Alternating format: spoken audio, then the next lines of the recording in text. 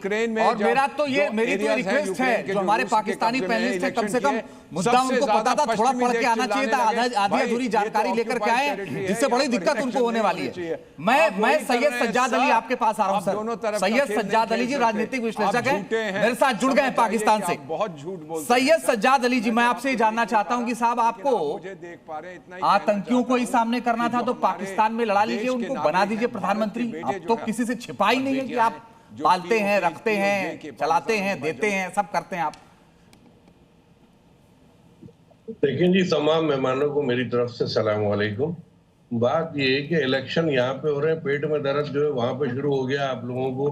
आप लोगों ने इतने सारे यहाँ राफेल बिठा दिए हैं जो फजूल की बात करे जा रहे हैं। आप बाल विकास नहीं कर सकते, इलेक्शन तो होंगे, आप करा लीजिए। जम्मू कश्मीर में इलेक्शन क्यों नहीं कराते?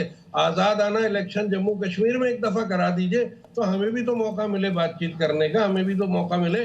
बताइए 33% क्यों इलेक्शन हो रहे हैं, इनको कौन बताएगा? देखिए प्रॉब्लम क्या है, जो आदमी आपका इलेक्टेड प्राइम मिनिस्टर है वो जेल में है, जो आदमी पहले इलेक्टेड प्राइम मिनिस्टर था उसको फांसी चढ़ा दिया, जो एक और इलेक्टेड प्राइम मिनिस्टर था उसको आपने पहले ही मार दिया आज़ादी के कुछ साल पहले। तो आपकी डेमोक्रेसी तो वैसे ही डिफेक्टिव है। तो आप ये इसका वास्ता कहाँ से दे रहे हैं कि यहाँ क्या हो रहा है क्या नहीं हो रहा है? तो आपकी डेमोक्रेसी का क्या मुकाबला है? वही डेमोक्रेसी आप वहाँ लाएंगे, वहाँ पर आप एलईटी बॉस को बनाएंगे, तो इसका कोई माने तो है नहीं ना।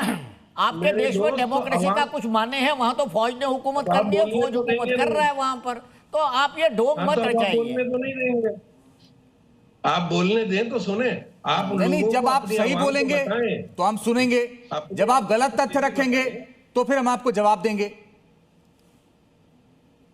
आप अपनी आवाम को ये भी बताएं कि आपके साथ 10 मई को क्या हुआ 2025 में, वो सब खुल के बताएं ना। आप पाकिस्तान के अंदर ना घुसें, जरूरत भी नहीं है घुसने की। हाँ बिल्कुल, पूछिए ना सर, अनुराग सर पूछिए, सवाल खुल के पूछिए, ऐसे ही डिबेट हो गया। कॉन्स्टिट्यूशन क्या कहता है आजाद कश्मीर सो कॉल्ड के बारे में बात कर रहे हैं, वो उसको रिकॉग्नाइज ही नहीं करता है, वो एरिया में ये कंट्रोल ही नहीं करता, ना वो किसी पार्ट ऑफ सूबा है, ना कोई जिला है, कुछ भी नहीं है। वो बिल्कुल अलग। अगर 1973 का देखें, 1974 का पाकिस्तान का जो कॉन्स्टिट्यूशन देखें, उसमें आप बड़ा क्लियरली मेंशन है कि वो उसमें रिप्रेजेंट ही नहीं कर रहा है, उनको स्पेशल स्टेटस देके अलग से रखा हुआ है कश्मीर को। और आज की डेट में भी कोई रिप्रेजेंटेटिव नहीं है पाकिस्तान ऑक्युपाइड कश्मीर का, कोई रिप्रेजेंटेटिव पाकिस्तान पार्लियामेंट में नहीं है।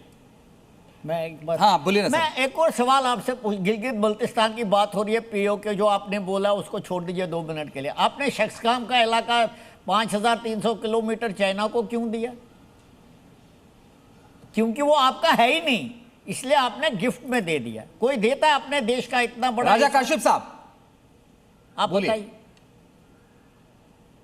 जी जी, क्या बोलूं, बताएं, पूछे। हाँ मैंने पूछा, मैं ये पूछ रहा हूं, आपने गिलगित बल्तिस्तान का 5500 स्क्वायर किलोमीटर टेरिटरी तकरीबन शख्सगाम के इलाके में आपने चाइना को क्यों गिफ्ट करी? कोई देता है अपने देश का इतना बड़ा हिस्सा? वो इसलिए दी, आपको मालूम ये है ही नहीं आपका, तो जिसका है ही नहीं तो वो गिफ्ट कर रहा है। बोले राजा काशिफ साहब, जवाब दीजिए। अच्छा देखें, है ही क्या, नहीं है, ये सारे वो अगर उन्हें पता ही नहीं कि दिया है या नहीं दिया है साहब, आपने फंसा दिया उनको, उन्हें पता ही नहीं। बोले राजा काशिफ साहब। नहीं, फंसा नहीं दिया, हंसा दिया। हाँ, क्योंकि देखें, जो हमारी है, हमारी मर्जी हम चाइना को दें। आप भी तो आपने देखे ना कि आपके क्या हालात हैं। देखें इंडिया में सिर्फ एक ही तो भाई ऐसे ही बांग्लादेश में क्यों उनको मारा आपने? उनको देना था, वो तो मांग रहे थे आपसे। उनको लाखों लोगों को क्यों मार लिया आपने? वहां भी यही दरिया दिली दिखानी थी आपने, वहां पर क्यों मारा उनको? वो भी तो मांग रहे थे बेचारे। नहीं, मैं एक बात कहूं कि इंडिया में बांग्लादेश के पास जो इंदिरा गांधी जैसी स्ट्रांग प्राइम मिनिस्टर थी, पॉलिटिशियन, अगर वो पाकिस्तान के पास होती तो हमने कलकत्ता ले लेना था। देखें बात ये कि चलो आप सपने बड़े अच्छे हैं मुंगेरी लाल के, लीडरशिप क्राइसिस है, मुंगेरी लाल के सपने बहुत अच्छे हैं।